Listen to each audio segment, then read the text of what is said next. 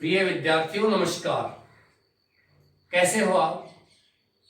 आशा करता हूं आप सभी स्वस्थ होंगे और आपका स्टडी बहुत अच्छे तरीके से चल रहा होगा। धीरे धीरे हम अपने लक्ष्य की ओर बढ़ रहे हैं और अपना ग्रामर पोर्शन का शॉर्ट कंपोजिशन भी लगातार आगे चल रहा है। शॉर्ट कंपोजिशन में आपका एक टॉपिक कंप्लीट हो चुका है और दूसरा टॉपिक आपका चल रहा है एडवर्टाइजमेंट यानी कि विज्ञापन।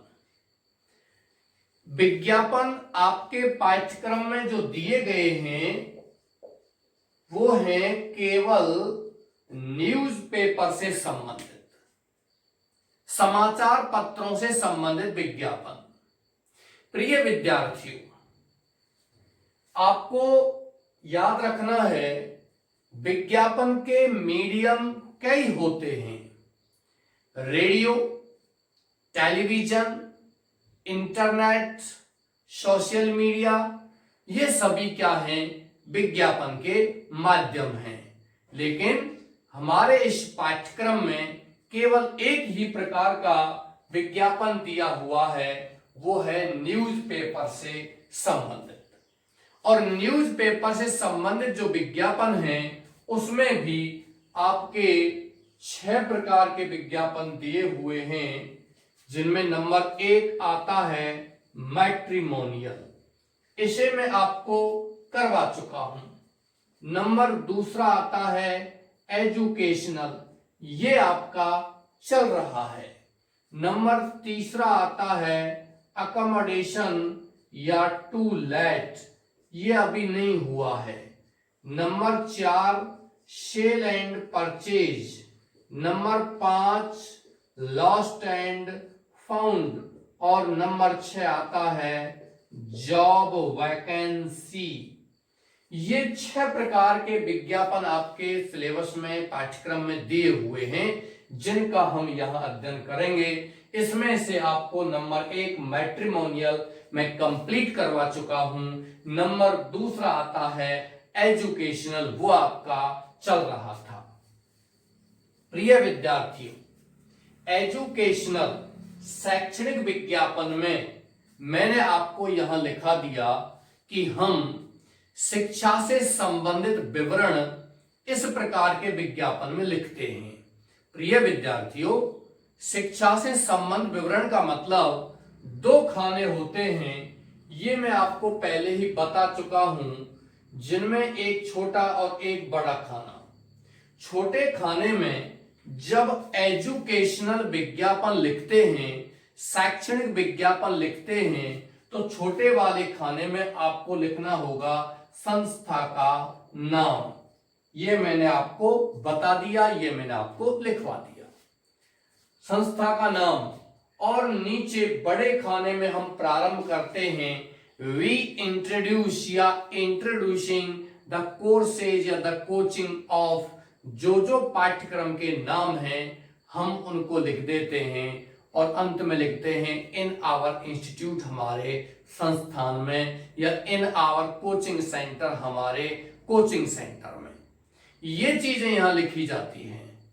ओके डियर्स, लेकिन ध्यान रखना यहां से आगे थोड़ा सा आपको और लिखना है। पैराग्राफ चेंज कीजिए और लिखिए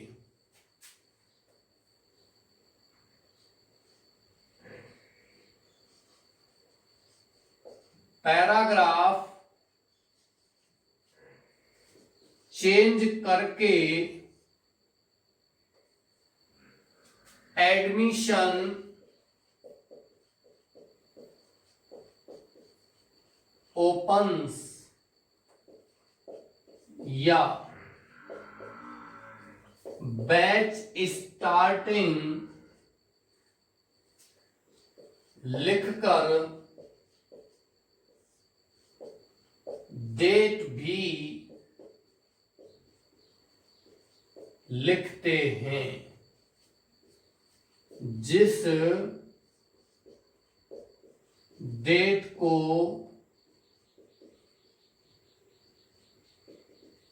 एडमिशन ओपन हो रहे हैं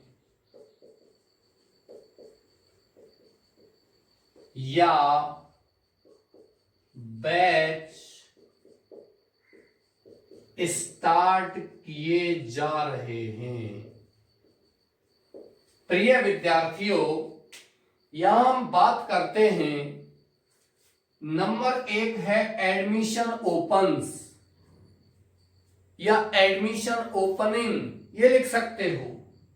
लेकिन आपको ध्यान रखना है, जब हम किसी संस्था के बारे में लिख रहे हैं तो आप लिखोगे एडमिशन ओपन्स, और जब हम किसी कोचिंग सेंटर के बारे में लिख रहे हैं तो लिखेंगे बैच स्टार्टिंग। ये विशेष आपको ध्यान रखना है। संस्था का मतलब ऐसा कोई इंस्टीट्यूट जो हमें किसी पाठ्यक्रम के बदले में सर्टिफिकेट, डिग्री या डिप्लोमा देते हैं, वहां हम लिखेंगे एडमिशन ओपन्स। और जो कोचिंग सेंटर होते हैं, केवल ट्यूशन कराते हैं, जो पाठ्यक्रम या पढ़ाई के बदले में हमें कोई भी डिग्री, कोई भी डिप्लोमा या कोई भी सर्टिफिकेट नहीं देते हैं, उसके लिए आप क्या लिखोगे? बैच स्टार्टिंग, यानी कि बैच प्रारंभ हो रहे हैं, यह लिखा जाता है। ओके डियर्स, तो यहां विशेष ध्यान रखना है आपको, एडमिशन ओपन्स या बैच स्टार्टिंग में बैच स्टार्टिंग लिखना है केवल कोचिंग सेंटर के लिए, और एडमिशन ओपन्स लिखना है जब कोई संस्था जो पाठ्यक्रम के बदले में हमें कोई सर्टिफिकेट, डिग्री, डिप्लोमा देती है, जिसका कोर्स का ड्यूरेशन होता है 2 साल का, 1 वर्ष का, 6 महीने का, 4 वर्ष का, इस प्रकार से।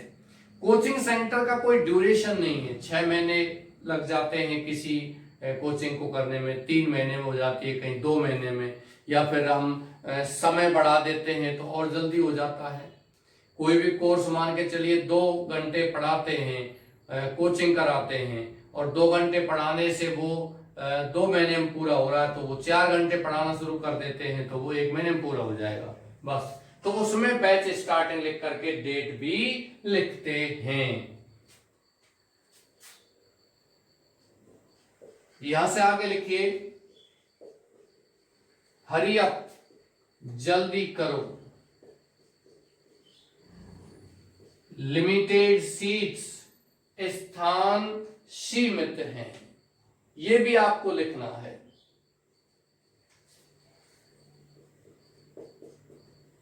लिखकर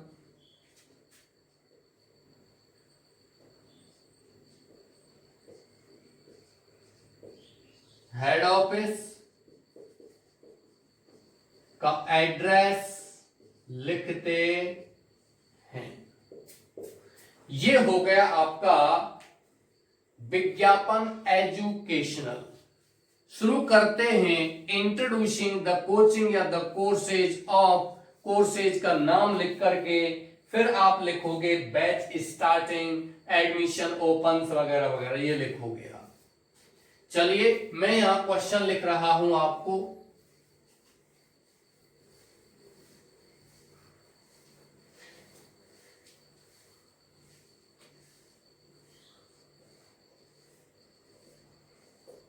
You are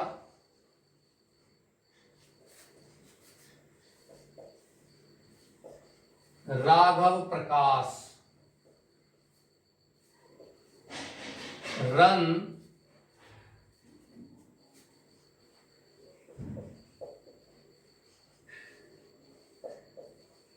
a coaching center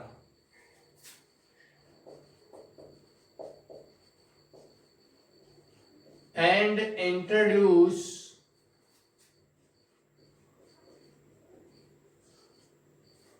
the coaching of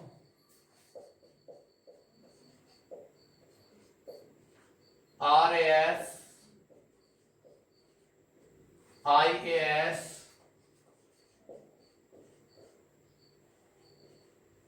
RPSC grade 1st, 2nd, RP, DP,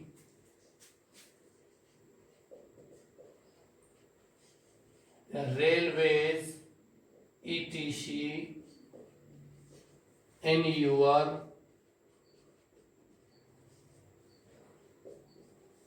coaching center. Draft and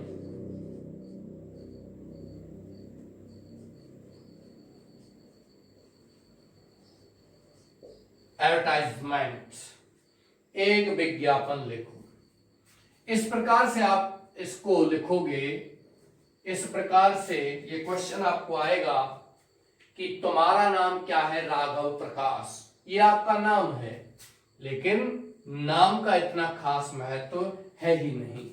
नीचे नीचे लिखेंगे इस नाम को।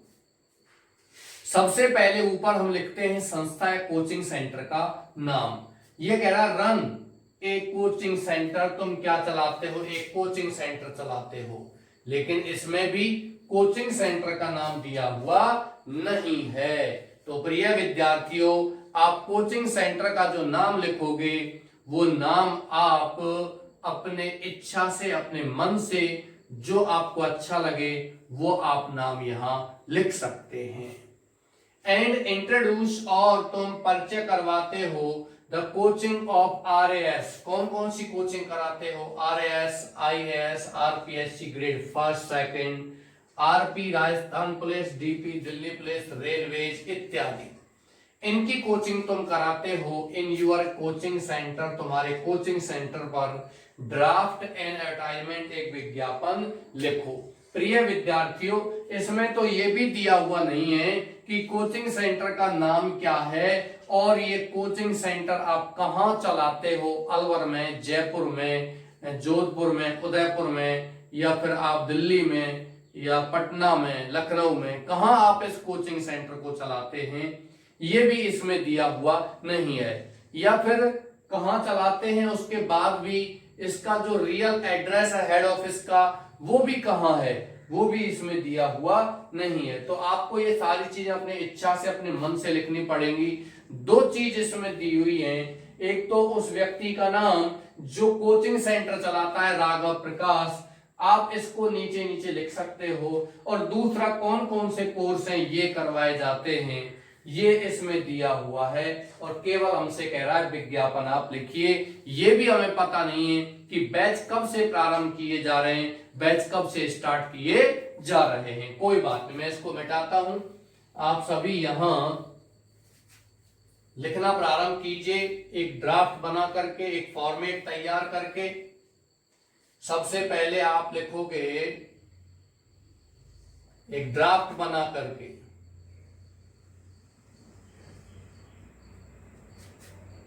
कोचिंग सेंटर का नाम लिखोगे।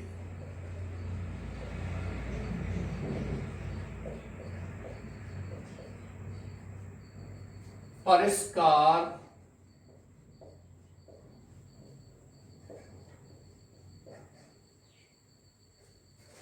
कोचिंग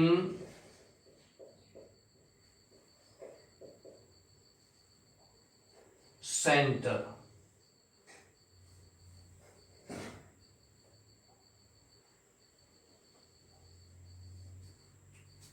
इसके बाद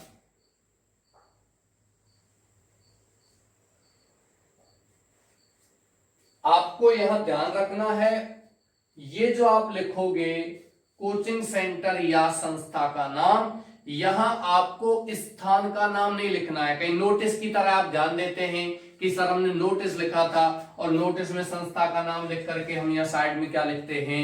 स्थान का नाम, name of the place where the institute is established. You will not write the name of the place here in advertisement. आप यहां स्थान का नाम नहीं लिखोगे। जिस स्थान पर कोचिंग सेंटर है वो नाम हम कहां लिखेंगे? नीचे लिखेंगे। यहां जब ये समाप्त हो जाएगा तो यहां हम इस नाम को लिखेंगे। और यहां ऊपर क्या लिखोगे? EDU CATIONAL educational. सबसे पहले आप ऊपर वैवाहिक विज्ञापन में क्या लिख सकते हो, मैट्रिमोनियल, और उसके बाद जो शैक्षणिक विज्ञापन है उसमें एजुकेशनल लिख सकते हो। हालांकि इसका अंक यहां विज्ञापन में होता नहीं है, विज्ञापन में अंक यहां से प्रारंभ होते हैं, इसका कोई अंक नहीं होता। लेकिन विज्ञापन जब हम लिखते हैं तो हम इस एजुकेशनल मैट्रिमोनियल इसको लिख देते हैं तो एक फोकस पड़ता होता भी है। विज्ञापन का जो कॉलम है ये उस कॉलम का नाम है कि एजुकेशनल कॉलम में आप लिख रहे हो, मैट्रिमोनियल कॉलम में आप लिख रहे हो, सेल एंड परचेज कॉलम में आप लिख रहे हो, लॉस्ट एंड फाउंड कॉलम में आप लिख रहे हो। ये लिखना है परिष्कार कोचिंग सेंटर, यहां लिखना है आपको इंट्रोड्यूसिंग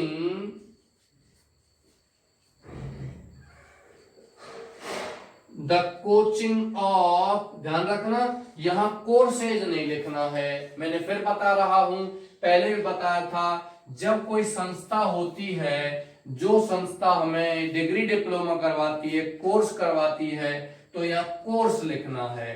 ट्यूशन कराती है संस्था तो कोचिंग लिखना है।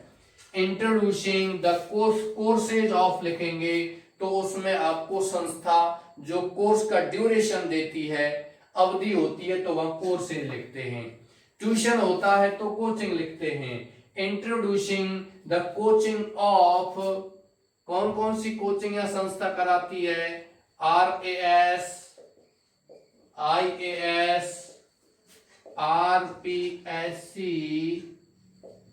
Grade first, second, RP, DP, railways, ETC, in our coaching centre. ये सारी चीजें आपको पंक्तियों में लिखनी है और सेंटेंस बनाकर के लिखनी है। इसके बाद जो हम यहां लिखेंगे वो आपको लिखना है बिना पंक्तियों के, सीधा सीधा। क्या चीज लिखनी है आपको, नीचे लिखना है यहां batch starting, batch starting from, कब से बैच प्रारंभ हो रहे हैं, कोई भी आप डेट लिख दीजिए, क्योंकि डेट का इसमें यहां तो कोई महत्व नहीं है और हमें विवरण भी दिया हुआ नहीं है, प्रश्न में विवरण दिया हुआ नहीं है, कोई भी डेट लिख दीजिए। आपका जब एग्जाम है, आप एग्जाम दे रहे हो, आपका मार्च में लगभग एग्जाम होते हैं 12th क्लास के, तो जिस दिन आपका एग्जाम है उस दिन से आप 4-5 डेट आगे की लिख दीजिए। आपका एग्जाम 8 मार्च से है, आप 12-15 मार्च 10 मार्च लिख सकते हो। आपका एग्जाम 3 मार्च से है, आप 5-6 मार्च लिख सकते हो। आपका एग्जाम 15 मार्च से है तो आप 20 मार्च 18 मार्च के आसपास लिख सकते हो। फ्रॉम 10 मार्च।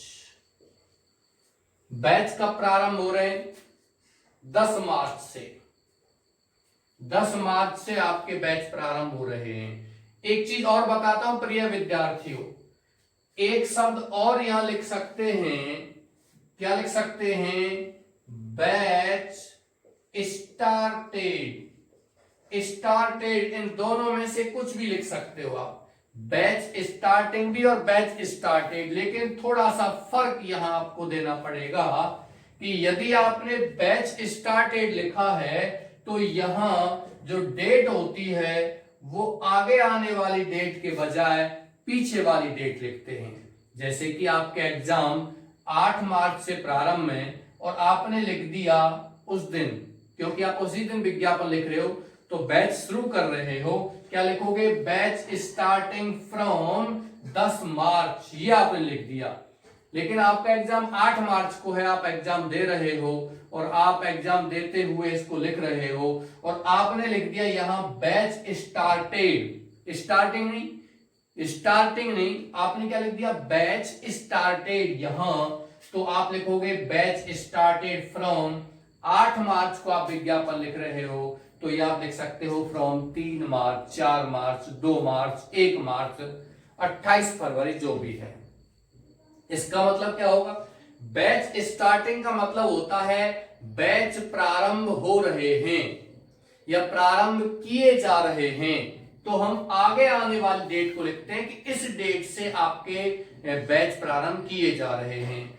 और बैच स्टार्टेड का मतलब है कि आपके बैच पुरानी किसी डेट से 2 दिन पहले, 4 दिन पहले ये आपके बैच प्रारंभ हो चुके हैं, ये आपको यहां लिखना होता है। इसलिए मैंने आपको दोनों ही शब्द यहां बताए हैं। नंबर 1 तो बैच स्टार्टेड और नंबर 2 बैच स्टार्टिंग, ये आप यहां लिखोगे। नीचे लिखोगे हरी अप, या एक लाइन छोड़ देना है आपको, एक पंक्ति छोड़ देनी है।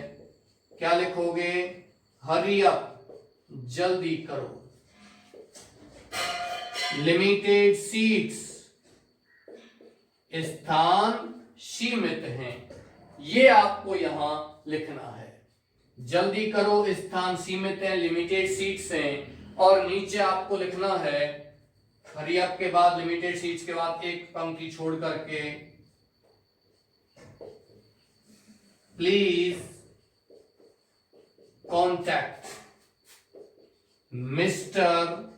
अब आपको लिखना है उस व्यक्ति का नाम जो व्यक्ति ये कोचिंग चलाता है, मिस्टर राघव प्रकाश।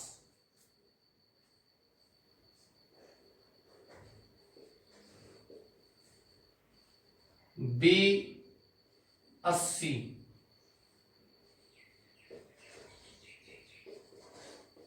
लाल कोठी, जयपुर। और visit our site at www.pariskarworld.com। ये क्या है? साइट का नाम है कि आप प्लीज कृपया कांटेक्ट, संपर्क करो, किससे? मिस्टर राघव प्रकाश से, B80 लाल कोठी, जयपुर। इसके बाद और या विजिट आवर साइट, हमारी साइट पर भ्रमण करो। क्या है साइट का नाम? @www.pariskarworld.com। प्रिय विद्यार्थियों, यहां जो शब्द है एट, साइट के लिए आप एट का ही प्रयोग करोगे। अन्य किसी साइट के लिए, अन्य किसी ऐप के लिए, जैसे कि फेसबुक ऐप है, व्हाट्सएप है, इन ऐप्स के लिए आप एट के स्थान पर ऑन का प्रयोग भी कर सकते हो। ये प्रपोजिशन है। ओके डियर्स, मैं आशा करता हूं आपको समझ में आ गया होगा। Introducing the coaching of RAS, IAS, RPSC grade 1, 2, RP, Rajasthan police, DP, Delhi police, railways इत्यादि in our coaching centre. Batch starting या batch started from 10th March. आप इसमें 10 मार्च के साथ साथ यदि Sunday, Monday, Tuesday, Wednesday, Thursday, Friday, Saturday वगैरह लिखना चाहते हो तो वो लिख सकते हैं। Batch starting from Monday 10th March, ये लिख सकते हो आप। हरी अप, जल्दी करो, लिमिटेड सीट्स, स्थान सीमित हैं, प्लीज कांटेक्ट, कृपया संपर्क करो, मिस्टर राघव प्रकाश, B80 लाल कोठी, जयपुर। और विजिट आवर साइट, या हमारी साइट पर भ्रमण करो। ये जो जगह है ये आपकी कोचिंग सेंटर की भी जगह हो सकती है, या हो सकता है ये आपका हेड ऑफिस है और कोचिंग सेंटर कहीं दूसरी जगह चलाते हैं। ये कुछ भी है, लेकिन ये एड्रेस जरूर है। जिस पते पर आप किससे मिलोगे? मिस्टर राघव प्रकाश से मिलोगे, और वहां से आप परिष्कार कोचिंग सेंटर में आपको ये कोर्स इंट्रोड्यूस कराए जाएंगे। मैं आशा करता हूं आपको समझ में आ गया होगा। आप इसका स्क्रीनशॉट ले सकते हो, या आप इसको आप आराम से ध्यान रखिए, आप इसको कॉपी में वैसे ही उतारिए जैसे ऑफलाइन क्लास में आप इसको उतारते हैं। इसके अलावा आप इन सभी का स्क्रीनशॉट भी ले सकते हो कि आप बाद में भी पढ़ना चाहो तो इसको पढ़ सकते हो, देख सकते हो कि क्या क्या लिखा हुआ है, किस किस तरीके से लिखा हुआ है। मैं यहाँ इसको मिटा रहा हूं और नंबर 3, तीसरा जो नंबर है विज्ञापन का वो यहाँ प्रारंभ करते हैं। तीसरा है आपका एकोमोडेशन, ACCOMMODATION, अकोमोडेशन या टू लेट। इसका मतलब है किराए पर लेना या देना।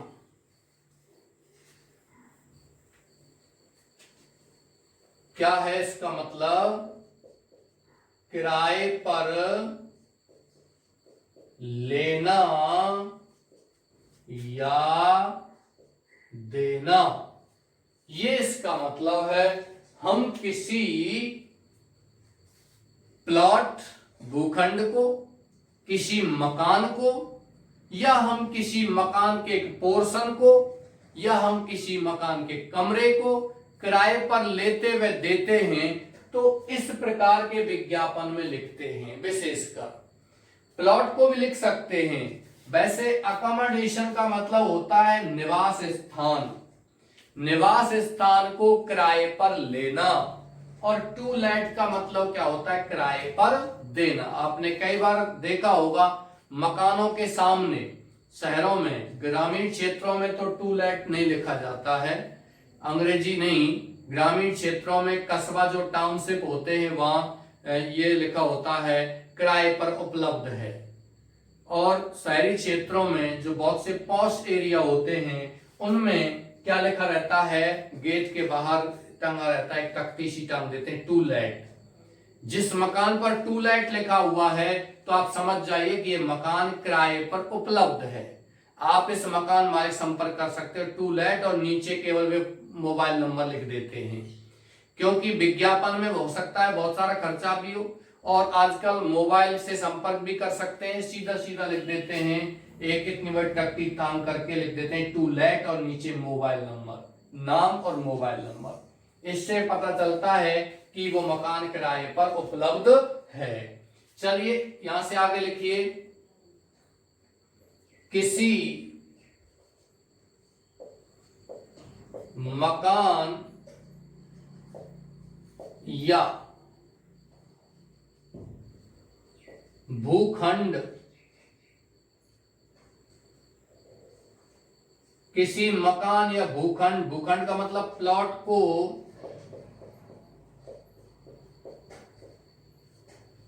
किराए पर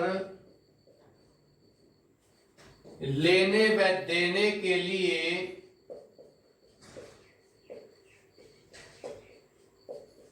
किराए पर लेने व देने के लिए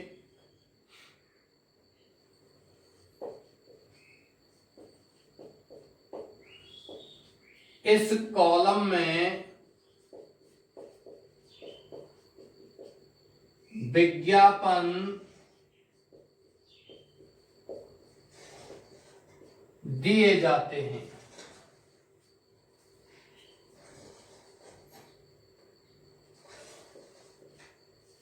ऊपर वाले छोटे खाने में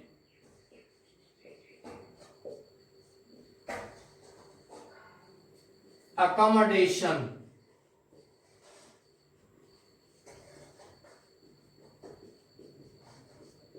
यानी किराए पर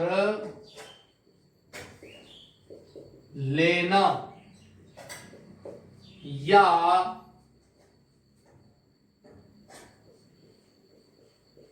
टू लेट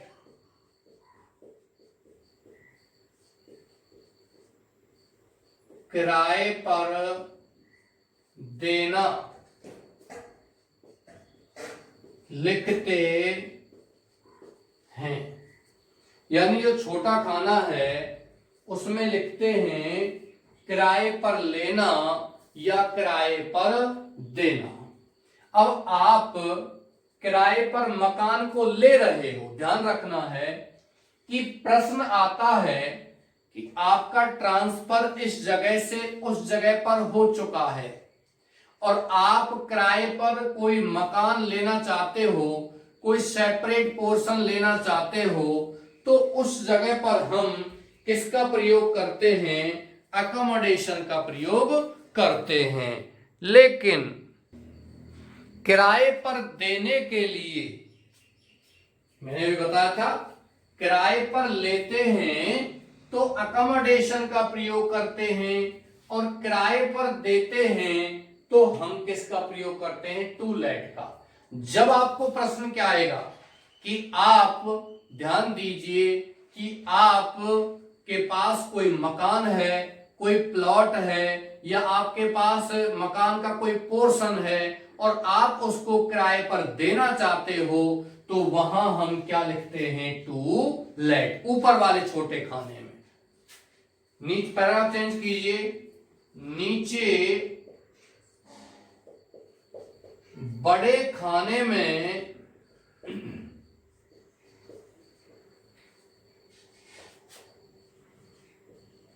वांटेड या अवेलेबल, मतलब आप किराए पर लेना चाहते हैं तो क्या लिखोगे? वांटेड, आवश्यकता है, और आप किराए पर देना चाहते हैं तो क्या लिखेंगे? उपलब्ध है, यानी कि available.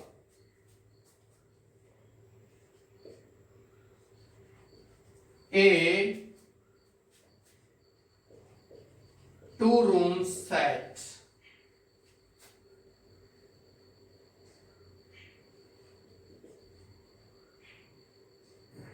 with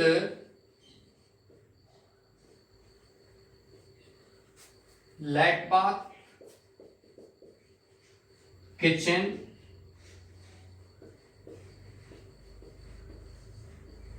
and lobby with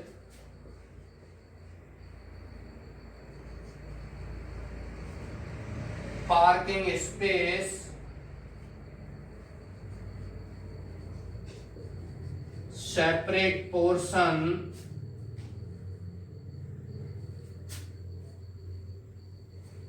ध्यान दीजिए, वांटेड या अवेलेबल, ए 2 या 3 रूम सेट, 4 रूम सेट, या केवल 2 रूम। अब यहां ध्यान रखना, ए 2 रूम सेट का मतलब 1-2 कमरों का सेट। आप 2 कमरे ले रहे हो तो 2 कमरों का सेट ही लोगे आप। ऐसा नहीं है कि आप मकान है, बड़ा मकान है, एक कमरा आपने उस मकान में इधर ले रखा है, एक कमरा उधर ले रखा है। वो ही सेट होना चाहिए, पास पास दोनों कमरे होने चाहिए। आपने पूरा सेट आप चाहते हो, देना चाहते हो, किराए पर लेना चाहते हो, इसीलिए यहां TWO2 से पहले ए का प्रयोग हुआ है, क्योंकि अंत में क्या है? सेट, 1-2 कमरों का सेट, ये ध्यान रखना है। With let bath, kitchen and lobby, kitchen KITCHEN, with let bath, kitchen and lobby with parking space। Parking space का मतलब क्या होता है? गाड़ी खड़ी करने का स्थान, जहां गाड़ियों को खड़ा किया जाता है। सेपरेट पोर्शन यानी अलग पोर्शन है, and lobby with parking space, parking space का मतलब गाड़ी खड़ी करने का स्थान, सेपरेट पोर्शन यानी कि अलग ही पोर्शन है। अवेलेबल उपलब्ध है, या वांटेड कुछ भी लिख सकते हो। In the most fashionable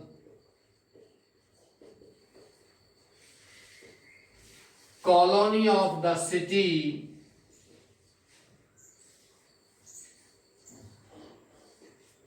eight, यहां आपको एड्रेस लिखना है, जिस स्थान पर आपका ये मकान है, आप किराए पर देना चाहते हो। ओनली फॉर स्टूडेंट्स या ओनली फॉर फैमिली, ये आपको यहां लिखना है कि केवल परिवार के लिए है, या आप इस मकान को किसी विद्यार्थियों के लिए देना चाहते हैं, ये आपके ऊपर है। किसी परिवार को देना चाहते हैं या विद्यार्थियों को देना चाहते हैं, ये लिखना है। और यदि आप लिखते हो तो क्या लिखोगे, wanted a 2 room set with lat bath kitchen and lobby with parking space, separate portion available in the most fashionable corner of the city at यहां ओनली फॉर स्टूडेंट या family. Available with all facilities,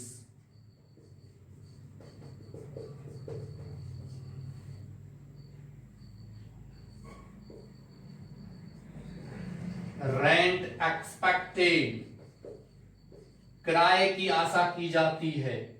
यहां आप लिख दोगे किराया इतने रुपए per month. Water and power supply charges extra. और यहां लिख देना है अपना एड्रेस, कौन सा एड्रेस, जिस पते पर व्यक्ति संपर्क करेगा। ध्यान रखिए प्रिय विद्यार्थियों, water and power supply charges extra, आप किराए पर मकान देना चाहते हैं, आप मकान को किराए पर देना चाहते हैं, तो ही आप लिखोगे water and power supply charges extra. और यदि आप किराए पर लेना चाहते हैं तो आप यह लिख दोगे with water and power supply charges. भाई आप किराए पर देना चाहते हैं तो आप क्या लिखोगे कि बिजली पानी का चार्ज है वो अलग देना पड़ेगा। और आप किराए पर लेना चाहते हैं तो आप क्या लिखोगे कि हमें इतने रुपए पर मंथ, लगभग इतने रुपए पर मंथ में ये रूम सेट चाहिए, और उसी में क्या होना चाहिए, पानी और बिजली का चार्ज भी होना चाहिए। तो आप क्या लिखोगे, with water and power supply charges. ये जो लिखा है अवेलेबल विद ऑल फैसिलिटीज, सभी सुविधाओं के साथ उपलब्ध है, आप इसे ऊपर भी लिख सकते हो, available a 2 room set with all facilities as lat bath kitchen and lobby with parking space separate portion, ऐसे लिख सकते हो। ओके डियर्स, आप इसे अलग से नहीं लिखना चाहते हो तो साथ साथ ही लिख सकते हो। तब आपको ये लैट बाथ किचन और इससे पहले क्या लगाना पड़ेगा, एज लगाना पड़ेगा। मैं यहां क्वेश्चन लिख रहा हूं आपको, you are KP Dixit,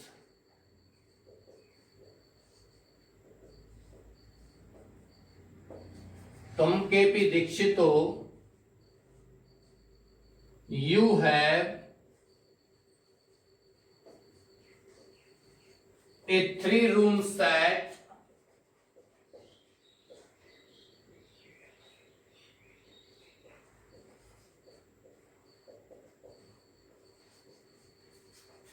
with separate portion and with all facilities.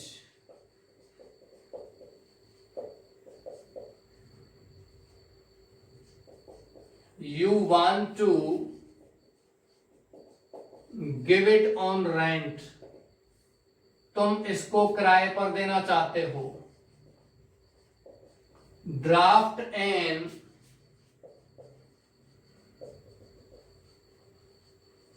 Advertisement, एक विज्ञापन लिखो। प्रिय विद्यार्थियों, कोई भी विज्ञापन लिखते समय या लिखने से पहले आपको यह याद रखना है कि हमें क्वेश्चन को अच्छे तरीके से पढ़ना है।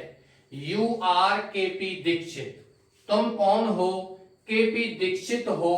You have a 3 room set, तुम्हारे पास एक 3 कमरों का सेट है, विद सेपरेट पोर्शन, अलग पोर्शन है, एंड विद ऑल फैसिलिटीज, और सभी सुविधाओं के साथ है। यू वांट, तुम चाहते हो, टू गिव, देना, यह ध्यान रखना है, लेना नहीं चाहते हो, देना चाहते हो। लेने के लिए किसका प्रयोग करते हैं, अकोमोडेशन, और देने के लिए किसका प्रयोग करते हैं, टू लेट का, ये ध्यान रखना है। लेने के लिए आप लिखोगे वांटेड और देने के लिए आप लिखोगे अवेलेबल। ऑन रेंट, किराए पर, यह ध्यान रखना है।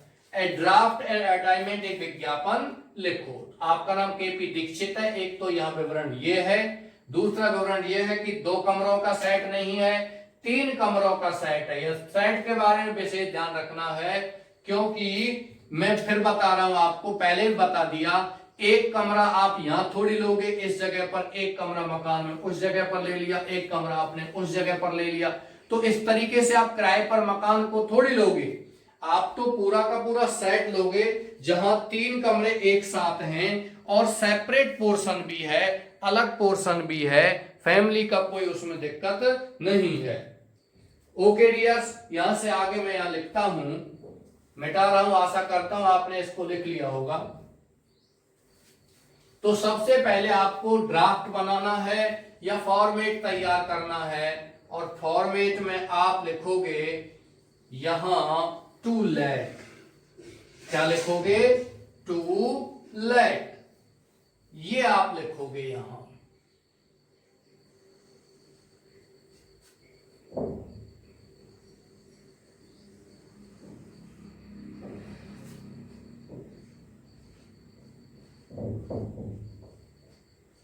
टू लेट,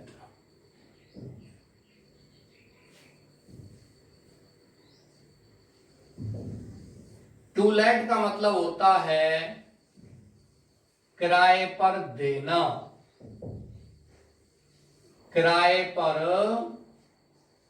देना, टू लेट। इसके बाद आप नीचे लिखोगे इस जगह पर available a 3-room set with all facilities, ये लिख दीजिए आप। और मान के चलिए हम किराए पर लेना चाहते तो यहां क्या लिखते हैं? अकोमोडेशन, और यहां क्या लिखते हैं? Available. A 3-room set with all facilities as let, bath, kitchen and lobby with parking space।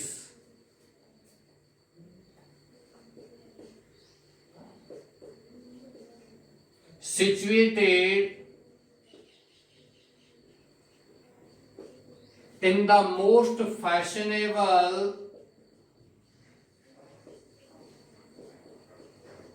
colony of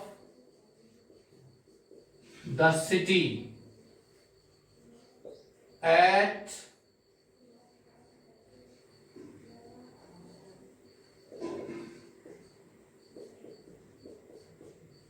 Vaishali Nagar, Jaipur.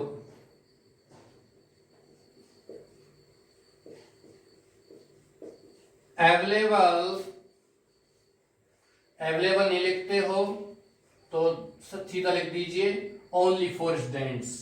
Available only for family. एक कमरा या 2 कमरा हो तो स्टूडेंट के लिए हो जाता है, लेकिन यह सेट है पूरा, और सेट के लिए एक विद्यार्थी 3 कमरों का सेट क्यों लेगा? 2 विद्यार्थी 3 विद्यार्थी एक साथ रह नहीं सकते, 5 विद्यार्थी 3 कमरों में, 6 विद्यार्थी एक सेट नहीं लेंगे, वो अलग अलग कमरे होंगे। जब सेट होता है तो वो विशेषकर फैमिली के लिए होता है।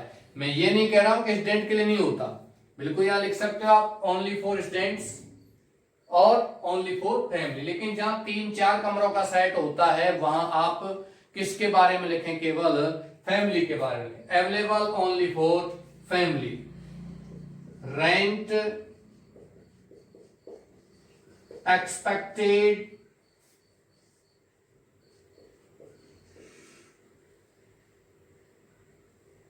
15 या 20 हजार के आसपास आप लिख सकते हो, 15,000 रुपए per month. Water and power supply charges extra, यानी कि पानी और बिजली का जो चार्ज है वो क्या है, एक्स्ट्रा है, अतिरिक्त है।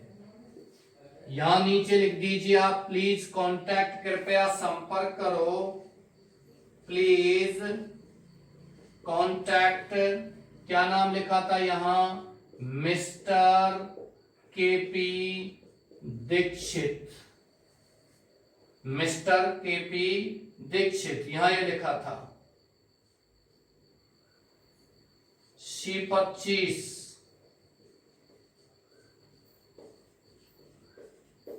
महेश नगर जयपुर, मोबाइल नंबर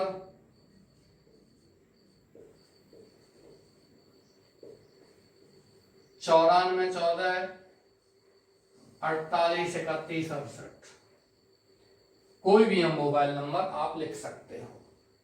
यहां थोड़ा सा जगह दे देना, इस जगह पर एक पंक्ति देना चाहते हो तो, क्योंकि ये जो क्या कहते हैं विज्ञापन जो होते हैं, ये प्रत्येक विज्ञापन का, प्रत्येक कॉलम का एक निश्चित जगह होती है और इसका चार्ज लगता है जगह के हिसाब से ही। इतनी जगह में विज्ञापन है तो इतना चार्ज, इतनी जगह में विज्ञापन है इतना चार्ज। मैं इसको आपके लिए हिंदी अर्थ करवाता हूं। अवेलेबल उपलब्ध है एक 3 रूम सेट, एक 3 कमरों का सेट विद ऑल फैसिलिटीज, सभी सुविधाओं के साथ, एज जैसे कि let bath, kitchen and lobby with parking space, जैसे कि let bath, kitchen and lobby with parking space. Parking space का मतलब गाड़ी खड़ी करने का स्थान। Situated in the most fashionable colony of the city, situated स्थित है in the most fashionable colony of the city, शहर के सबसे अधिक आधुनिक कॉलोनी में, एट वैशाली नगर जयपुर। कहां, वैशाली नगर जयपुर में। अवेलेबल उपलब्ध है ओनली फॉर फैमिली, केवल परिवार के लिए। रेंट एक्सपेक्टेड, किराए की आशा की जाती है 15,000 रुपए पर मंथ, प्रति महीना 15,000 रुपए। Water and power supply charges extra, पानी और बिजली का जो चार्ज है वो क्या है, एक्स्ट्रा, अतिरिक्त होगा इसमें, ये ध्यान रखना, ये चार्ज एक्स्ट्रा है पानी का और बिजली का। आप water and power supply charge नहीं लिखना चाहते तो water and electricity supply, power का मतलब इलेक्ट्रिसिटी भी होता है, ये ध्यान रखिए। इलेक्ट्रिसिटी चार्ज यानी कि बिजली का चार्ज एक्स्ट्रा है, ये भी आप यहां लिख सकते हो।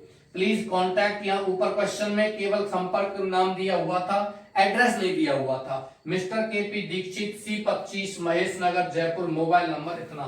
ध्यान देना है कि ये जो एड्रेस हमने लिखा है वैशाली नगर जयपुर, ये एड्रेस वो है, ये स्थान वो है जिस स्थान पर आप किराए पर मकान देना चाहते हैं। ये वो स्थान है जिस स्थान पर आपका मकान किराए पर उपलब्ध है, जो मोस्ट फैशनेबल कॉलोनी है, और ये स्थान वो है जिस स्थान पर केपी दीक्षित रहते हैं और वो उस मकान को, वैशाली नगर जयपुर वाले मकान को किराए पर देना चाहते हैं। ये मकान वो है जहां वो स्वयं रहते हैं।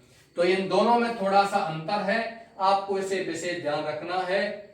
ओके डियर्स, नेक्स्ट की हम जो बात करते हैं नंबर 4 आता है sale and purchase. Sale and purchase. प्रिय विद्यार्थियों, आपकी क्लास यही समाप्त करता हूं। बिल्कुल छोटे हैं यहां से आगे, अब समय नहीं लगेगा। अगली क्लास में आपका ये विज्ञापन टॉपिक समाप्त हो चुका होगा। इसमें विज्ञापन में या जो भी कोई टॉपिक यहाँ कराए जा रहे हैं, विज्ञापन, notice, letter writing, article, speech, आप धीरे धीरे उनको भी करते चलिए।